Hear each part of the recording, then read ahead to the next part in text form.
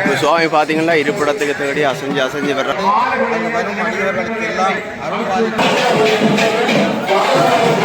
அம்மாவிடத்திலே அழுது அழுது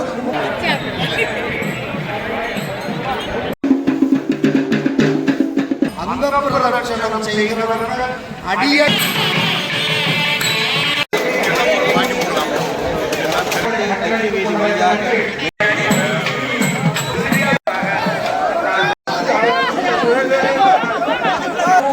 வணக்கம். இன்றைக்கு என்ன ஆளுன்னு பார்த்தீங்கன்னா வரலாற்று சிறப்புமிக்க சுட்டிபுரம் கண்ணகி என்ற ஆலயத்திலே அந்த திருவிழா முன்னிட்டு இன்றைய தினம் மதோற்சவம் அதை எனக்கு எல்லாம் பாட்ட போகிறேன். எல்லாருக்கும் அம்மன் நல் கிடைக்க வேண்டும் இந்த காவலை பதிவு காலை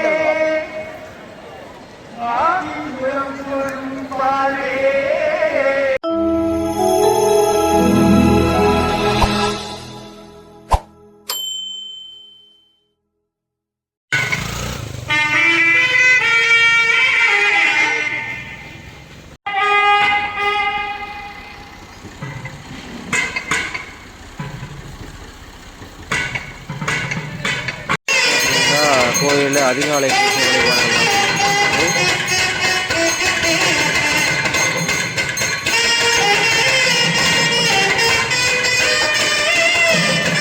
இங்கே உள்ள கோயில் கதவில் அவதானிக்கக்கூடிய இருக்கிற ஒரு விஷயம் வந்து பார்த்தீங்கன்னா கண்ணகி மதுரையில் போய் வழக்கு வைக்கிற சம்பவத்தை வந்து இங்கே எடுத்துக்காட்டியிருக்கணும். உங்களால் பார்க்கக்கூடிய மாதிரி இருக்குது.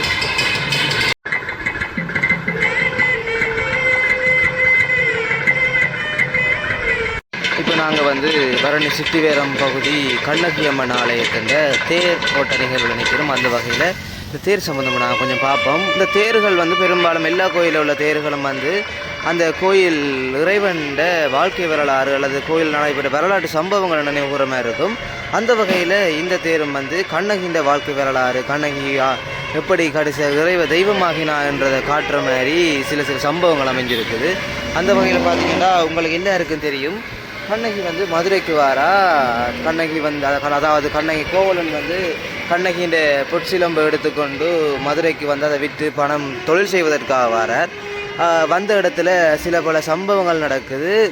இறுதியில் வந்து மன்னனால் வந்து கோவலன் வந்து குற்றவாளியாக்கப்பட்ட, அதாவது பொற்கொள்ளன் வந்து கோவலன் வந்து திருடன் என்று சொல்லி அதனால் வந்து கோவலன் தலை வந்து துண்டிக்கப்படுற மாதிரி சம்பவங்களும் நடந்திருக்கு. அதை வந்து நாங்கள் இதில் பார்க்கக்கூடிய மாதிரி இருக்குது. இதில் நிறைய வரலாற்று சம்பவங்கள் இருக்குது.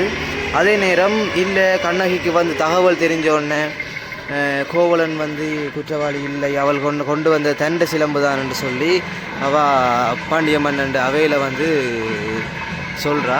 அந்த வகையில் வந்து மன்னன் பாண்டியனும் தான் செஞ்சது பிழை என்று தெரிஞ்ச உடனே கடைசியில் அவர் இறந்து போகிறார். அந்த சம்பவங்களும் இதில் அழகாக செதுக்கப்பட்டு காட்டப்பட்டிருக்குது. அந்த வகையில் பார்த்திங்கன்னா இந்த தேர் வந்து மிகவும் சிறப்பாக சிற்ப வழிபாடு செய்யப்பட்டிருக்கு, நுணுக்கமாகவும். அதில் பார்த்திங்கன்னா இந்த கதிரைக்கு இடையிலான இடைவெளிகள், கதிரையின் கைப்பிடிகள் அதுகளெல்லாம் வடிவாக செதுக்கப்பட்டிருக்கு. அதே நேரம் ஒரு மன்னன் வந்து விழுந்திலக்கை அவற்றை முடி மகுடம் வந்து கலண்டு விடுறதையும் அழகாக எடுத்து காட்டியிருக்கணும். அந்த வகையில் இந்த தேர் வந்து திருநெல்வேலியிலிருந்து வந்த ஸ்தபதி திரு கந்தசாமி என்பவரால் செதுக்கப்பட்டிருக்கு. அதே நேரம் இந்த தேர் 1980ஆம் ஆண்டு வெள்ளோட்டத்துக்காக விட்டிருக்கணும். மிகவும் அழகாக இந்த தேர் வடிவமைக்கப்பட்டிருக்கிறது எங்களால் பார்க்கக்கூடிய மாதிரி இருக்குது. பார்த்தீங்கன்னா பக்தர்கள் வந்து தேங்காய்களை கொண்டு வந்து வைக்கக்கூடியது எங்களால் பார்க்கக்கூடிய மாதிரி இருக்குது. பார்த்தீங்கன்னா இதில் வந்து அடியவர்கள் காவடி மற்றும் பால் குடங்கள் எடுத்துக்கொண்டு வந்து கொண்டிருக்கணும். அதை வந்து எங்களால் அவதானிக்கக்கூடிய மாதிரி இருக்குது. மக்கள் தொடர்ச்சியாக வந்து கொண்டிருக்கணும்.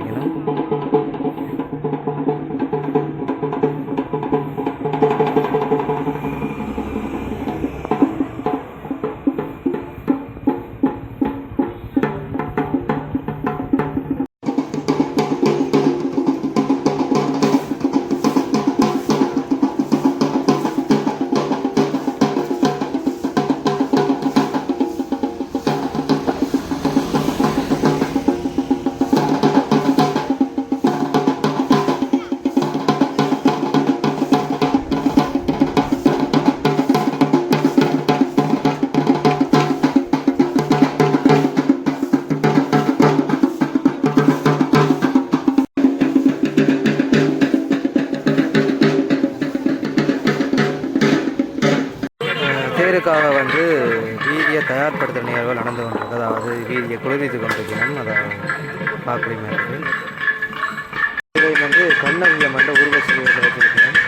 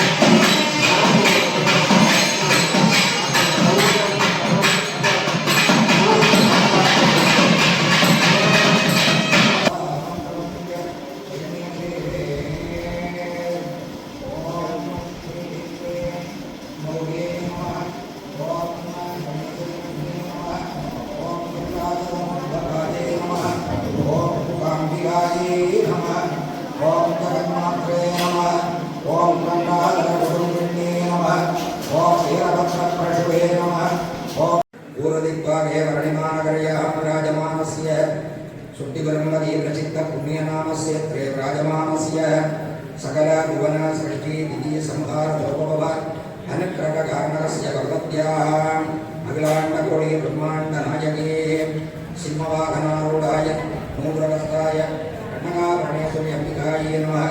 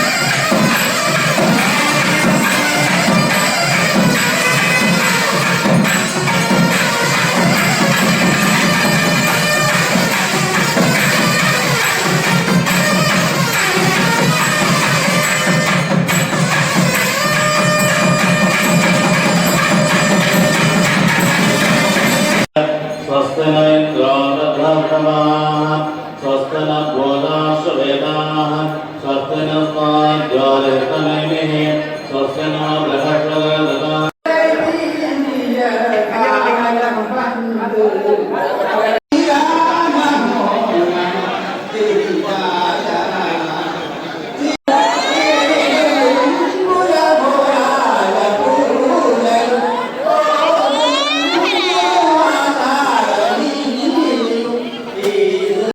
ध्यानम् आवाहनादि पूजा अलङ्कार दिव्य वस्त्रोपवेद दिव्य गन्धानुलेपन परिष्कृत गन्धरादिवादित वरदा प्रकाश दिव्य माला अलङ्कारादित दत्तदिव्यादित दीपन्यास पुत्रादर्शन भू சுத்திகரம் என்று சொல்லப்படுகின்ற அந்த பகுதியிலே வியாபாரத்தின் அனுமானத்தின் மூலமாக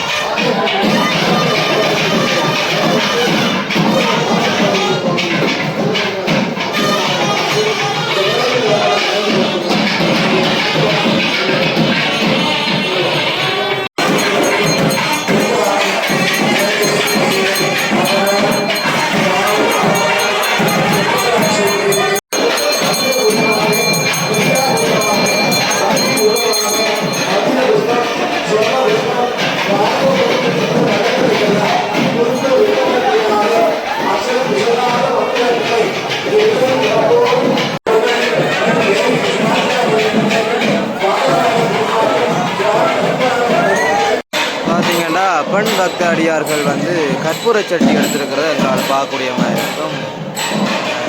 வளமையாக எல்லா கண்ணகியம்மன் கோயில்கள்லையும் சரி எல்லா தேர் நடக்கிற ஆலயங்கள்லையும் சரி பெண்கள் வந்து கற்பூர சட்டி அதாவது வீட்டட்டி எடுக்கிறது ஒரு வளமையாகவும் அவை நேர்த்திக்கடன்களை நிறைவேற்றும் முகமாகவும் செய்கிறது ஒரு வளமை இருக்குது. அதே நேரம் ஆண்கள் புரதத்தை அடிக்கிறோம், சில பெண்கள் அடி அடிக்கிற என்ற முறையில் வந்து இவ்வாறாக தங்களோட நேர்த்திக்கடன்கள் நிறைவேற்ற வண்ணம் இருக்குது.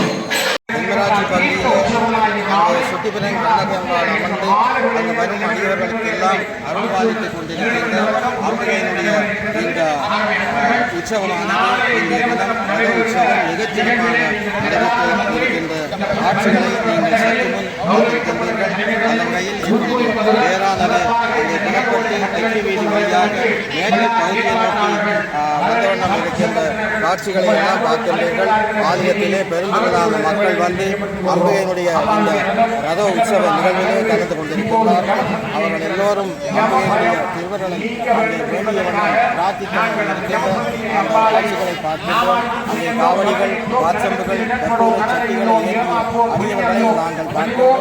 எனவே எல்லோருக்கும் அந்த சுற்றுப்புறம் கண்ணகம்பாள் கிடைக்க வேண்டும் என பார்க்கின்றோம். அதேபோல ஆலயத்தினுடைய வாசகங்கள் பார்க்கின்றீர்கள். பெருந்தொகையான மக்கள் அங்கே கொண்டிருக்கின்றார்கள். ஓட்டி தலம் தீர்த்தம் என்னும் நிச்சயங்களை கொண்ட சுற்றுப்புறம் கண்ணகம்பாள் ஆலயத்திலே முன்னொரு காலத்தில் மதுரையை தீக்கிரியாக்கி ஆத்திரவாசம் கொண்டு அங்கிருந்து புறப்பட்டு வட இலங்கை வழியாக கிழக்கு இலங்கையை நோக்கி நகர்ந்ததாக நாங்கள் வரலாறுகள் மூலம் அறிகின்றோம். அந்த வகையிலே கண்ணகம்பாள் இந்த பகுதிக்கு வரும்பொழுது இந்த பகுதி சுற்றுப்புறம் பகுதியிலே வரணை என்றால் இந்த பகுதி மனித நிலமாக காட்சியளித்தது.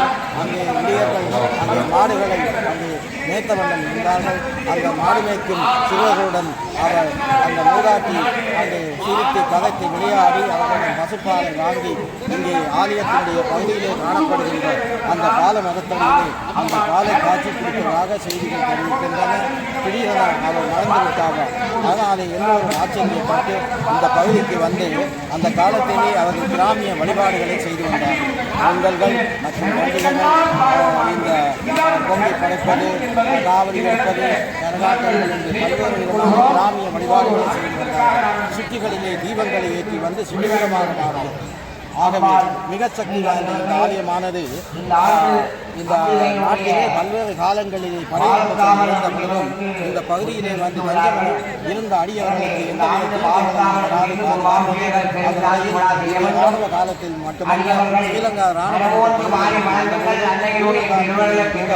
ஆலயத்தை நெருங்க முடியாது குழந்தை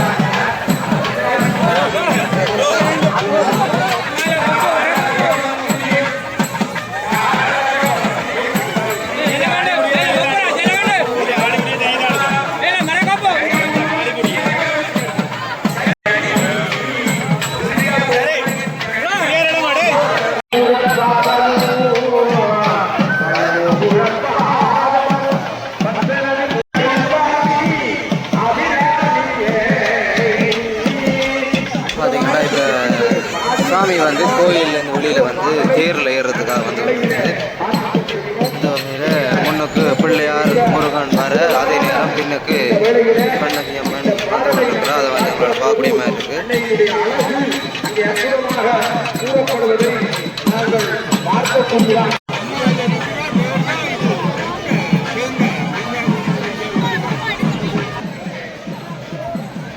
சுற்றுப்புற கடகம்பாள் ஆலயத்திலே நடைபெறுகின்ற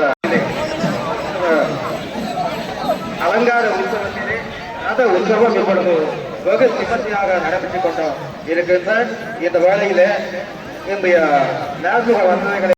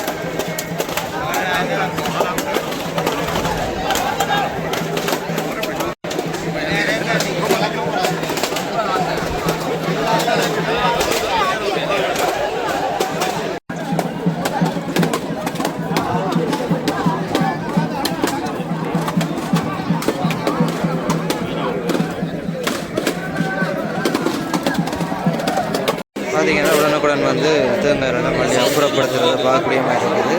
உடைச்ச தேங்காய்கள் அந்த காலுகளில் மிதிப்படாமல் அப்புறப்படுத்தினோம்.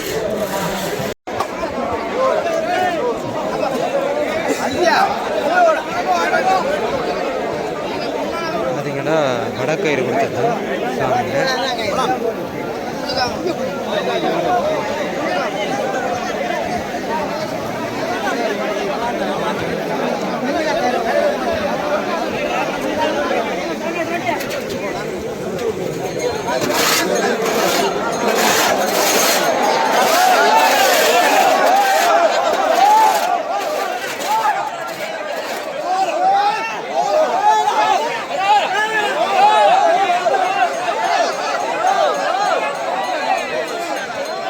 பார்த்தீங்கன்னா இங்கே ஆண் பெண் இருப்பாளர் வந்து வடத்தை இழுக்கக்கூடிய பார்க்கக்கூடிய இருக்குது.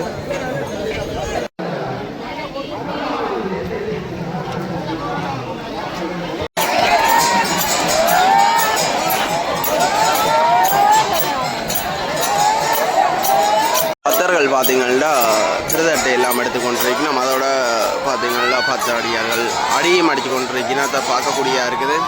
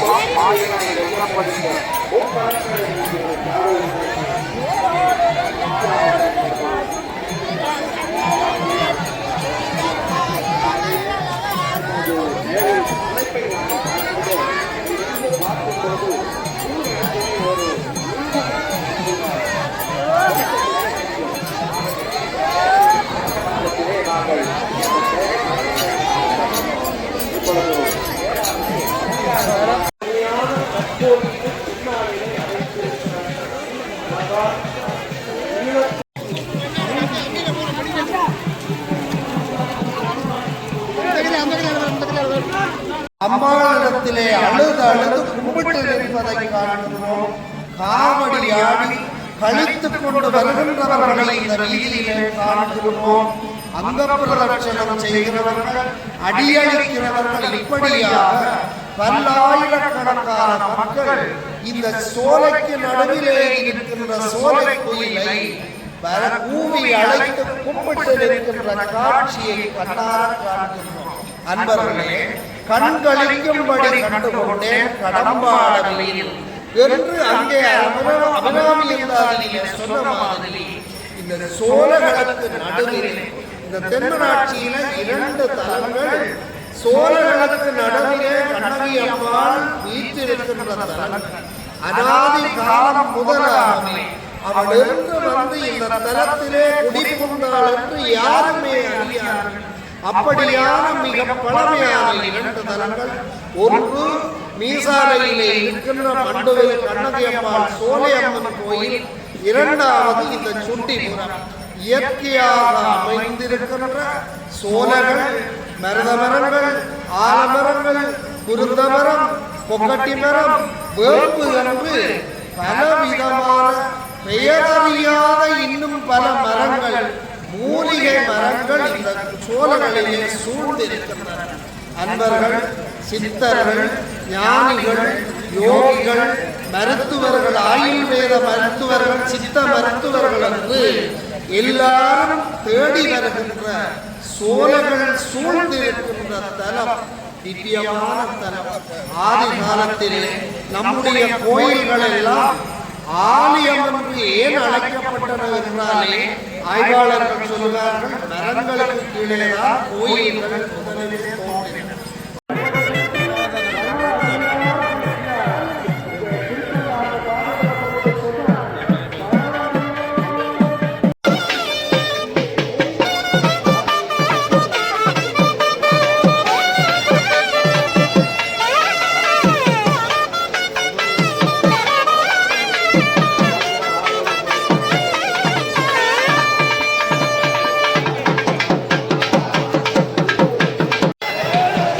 ஆலயம் சுவாமி பார்த்தீங்கன்னா ரசத்தில் அசைஞ்சு இருப்பிடம் பெற காட்சியை தான் நீங்கள் பார்த்து கொண்டிருக்கிறீங்க.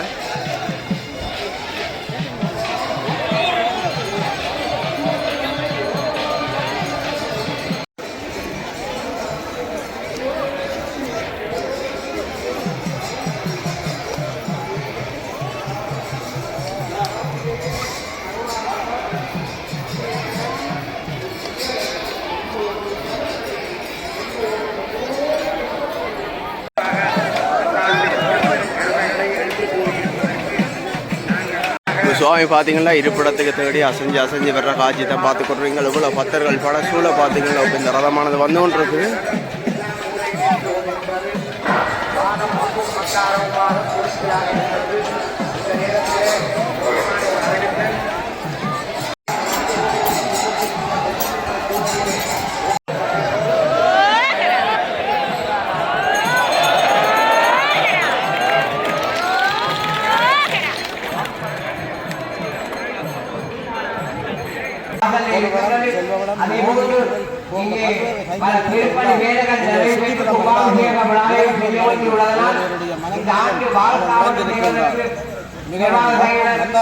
காணப்படுகின்ற ராஜகோபுரம்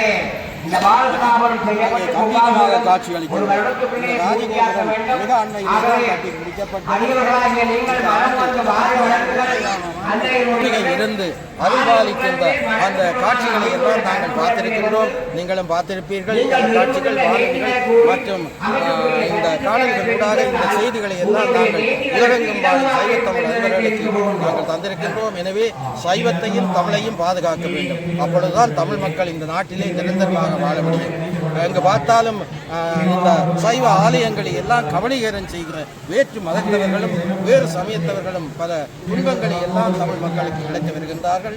நேற்றைய தினமும் அங்கே ஆலயத்தை ஆக்கிரமிப்பதற்காக அங்கே பலர் சென்றதை நாங்கள் பார்த்திருக்கின்றோம். எனவே இந்த நிகழ்வுகளிலிருந்து நாங்கள் இந்த நமது ஆலயங்களையும் மக்களையும் பாதுகாக்க வேண்டும் என்றால் நாங்கள் தான் அதிலே முன்னணி வகிக்க வேண்டும். ஒவ்வொருவரும் நாங்கள் ஆலயங்களுக்கு சென்று வழிபாடுகளை ஆற்ற வேண்டும். இப்பொழுது குருந்தூர் மலைக்கு நாங்கள் எல்லோரும் சென்று வழிபட வேண்டும். பொங்கல் தினங்களிலே குடாநாட்டிலிருந்து பல்லாயிரக்கணக்கான மக்கள் அங்கே சென்று வழிபட வேண்டும். பச்சாப்பளை அதேபோல புதூர் புளியம்பொக்கனை என்ற கோயில்களுக்கு செல்வது போல அந்த குருந்தூர் மலையில் நமது ஆதிசிவன் ஆலயமும் நமது முன்னோர்களால் பண்டைய காலத்தில் இருந்து வழிபடப்பட்ட ஒரு ஆலயம். எனவே அந்த ஆலயத்துக்கு நாங்கள் எல்லோரும் செல்ல வேண்டும், வழிபட வேண்டும், அங்கே சிவனுடைய அருளை பெற வேண்டும் என்ற செய்தியை வேண்டுகோளை உங்களுக்கு இருக்கின்றோம். எனவே சைவ தமிழ் பாதுகாப்பதற்கும் மக்களுடைய பண்பாடுகளை பாதுகாப்பதற்கும் நாம் முன்னிற்க வேண்டும். எனவே இந்த பகுதிக்கு வந்தவர்கள் வழிபட வர முடியாதவர்கள் எல்லோருக்கும் திருவள்ளிக்க வேண்டும். அதைவிட நாங்கள் சமூகத்திலே தங்களுடைய பிள்ளைகளை மிக கண்ணியமாக பாதுகாக்க வேண்டும். அவருடைய கல்வி மற்றும் அவருடைய விளையாட்டுகள், தொழிற்பயிற்சிகள் போன்றவற்றில் கவனம் செலுத்த வேண்டும். இப்பொழுது போதவஸ்து காலம். எனவே போதவஸ்துவினாலே உங்களுடைய பிள்ளைகள் பாதிக்கப்படுவார்கள். எனவே அதிலிருந்து உங்கள் பிள்ளைகளை மிக கவனமாக நீங்கள் பாதுகாக்க வேண்டும் என்று அந்த செய்தியை தெரிவிக்கிறோம். எனவே கல்வி, செல்வம், பொருள் எல்லாவற்றையும் வேண்டி நீங்கள் கண்ணியமாக கடமையாக இருக்க வேண்டும். ஆலயத்திலே வந்து வழிபட வேண்டும். அம்பையருடைய திருவிழா வேண்டும். வந்தவர்கள் வர முடியாதவர்கள் எல்லோருக்கும் சுட்டிபுரம் கண்ணகியம்பாள் திருவிழா கிடைக்க வேண்டும் என்று வேண்டி இந்த ஆண்டின் நல்ல மழை பெய்து எல்லோரும் சீரும் சிறப்புமாக வர வேண்டும் என வாழ்த்தி விடவைத்துக் கொள்வது உங்கள் கனகவாதி. நன்றி, வணக்கம்.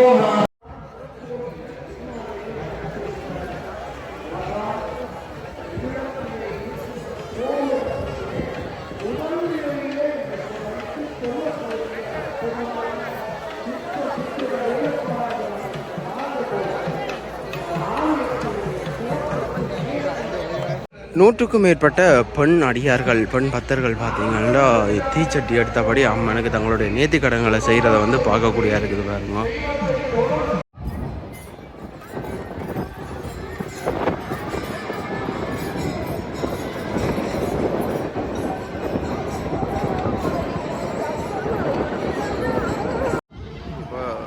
பின் வீதியில் சுவாமி வர்றது. சுவாமிக்கு பின்னால் பார்த்தீங்கன்னா ஃபுல்லாகவே வந்து பறவைக்காவடிகளால் தான் இப்போ வந்து ஒன்று வந்து நீங்கள் பார்க்கக்கூடிய இருக்கும் பாருங்க. ரதோற்சவத்துக்கு பின்னால் வந்து ஃபுல்லாகவே பறவைக்காவடிகள், அதோட பக்தர்களை பாருங்க. ஃபுல்லாக ஆலயம் ஃபுல்லாகவே வந்து பக்தர்களாக காட்சியளிக்கக்கூடியதாக இருக்குது பின் வீதி ஃபுல்லாக.